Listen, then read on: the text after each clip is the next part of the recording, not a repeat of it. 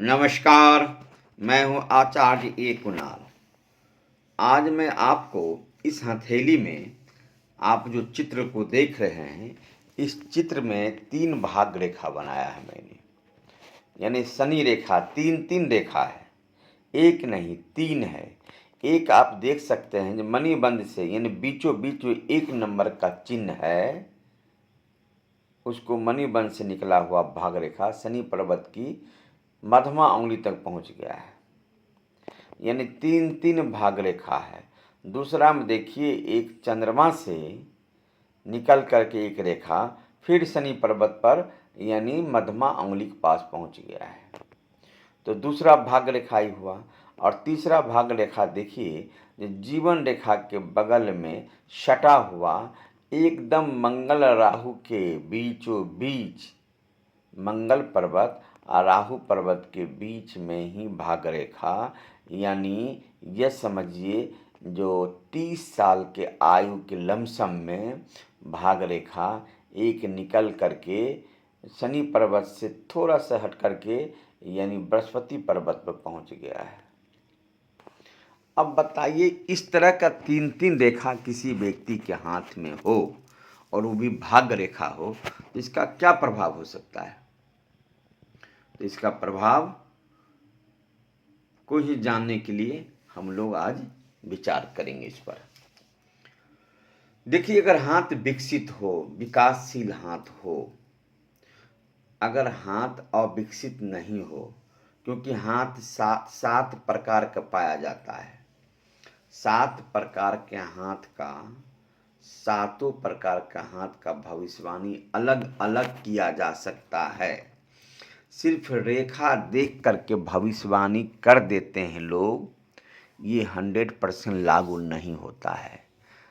विकसित हाथ में छोटा सा भी रेखा का बड़ा सा प्रभाव है और अविकसित हाथ में बड़ा सा भी रेखा का एकदम कम से कम नग्न परिवार मन कम प्रभाव है उसका। जब इस तरह का कम प्रभाव हो तो उसका क्या वैल्यू? इसलिए हाथ विकसित होना महत्वपूर्ण बात है। हाथ 7 प्रकार, मैंने कई बार चर्चा कर चुका हूँ मैं इस विषय पर। हाथ 7 प्रकार के होते हैं, ठीक है, और 7 का हाथ का गोत्र अलग अलग होते हैं। यानी 7 प्रकार का गोत्र भी है, जो 7 प्रकार का अलग अलग गोत्र होते हैं। और हाथ का बनावट यानी हाथ का जाति, हाथ का गोत्र, ये देखते हुए और तब हस्तरेखा को, लकीर को यानी रेखा को देख करके पढ़ना उचित समझा जाएगा। यानी तब आप उसको सटीक भविष्यवाणी कर सकते हैं, ठीक है। और नहीं तो रेखा अभी तो यूट्यूब पर चला हुआ है, जितना रेखा है उस रेखा पर बोलते चले जाइए, लोग बोल रहे हैं। तो सटीक भाषा ये है, सटीक बात ये है, जो आपका मूल है हाथ का बनावट, यानी हाथ किस जाति का है और उसका गोत्र क्या है, इस पर रेखा का भविष्यवाणी कर सकते हैं। चलिए ठीक है, फिर भी मैं आज आपको तीनों ही भाग रेखा के बारे में ही चर्चा करता हूँ। मैं ये तीनों भाग रेखा क्या प्रभाव आपके जीवन में लाएगा। अगर किसी व्यक्ति के हाथ में यह तीनों व्यक्ति यानी तीनों भाग रेखा है, यानी एक मणिबंध से वो निकल करके एक बार शनि पर्वत पर पहुंच गया है, दूसरा में चंद्रमा से निकल करके एक बार में शनि पर्वत पर पहुंच गया है, और तीसरे में राहु और मंगल के बीच जीवन रेखा यानी 30 साल की उम्र से में निकल करके गुरु पर्वत पर, जुपिटर पर पहुंच गया है। तो इसका तीनों का प्रभाव आज जान लीजिए आप।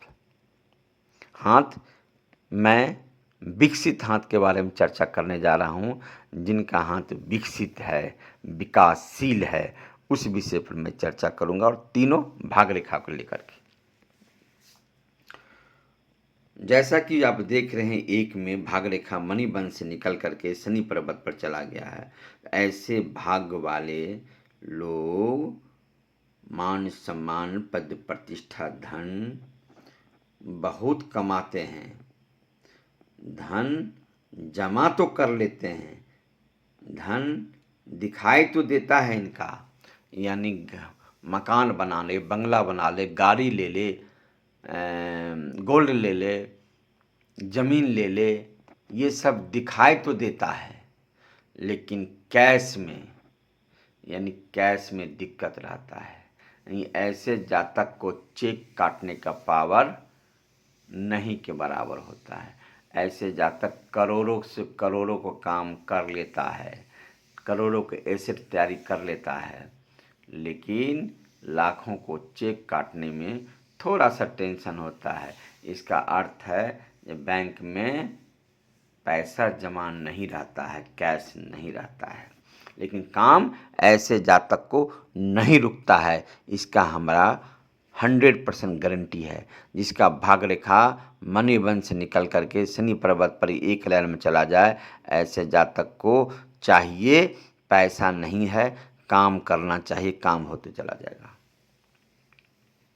और दूसरा हम देखिए, दूसरा भाग रेखा देखिए, जब दूसरा भाग रेखा यानी चंद्रमा से निकल करके शनि पर्वत पर चला गया है, तो इसका अर्थ है ऐसे जातक को विवाह के बाद भाग्योदय होगा, यानी किसी न किसी महिला का सपोर्ट रहेगा, माँ बहन पत्नी इष्ट मित्र आदि आदि।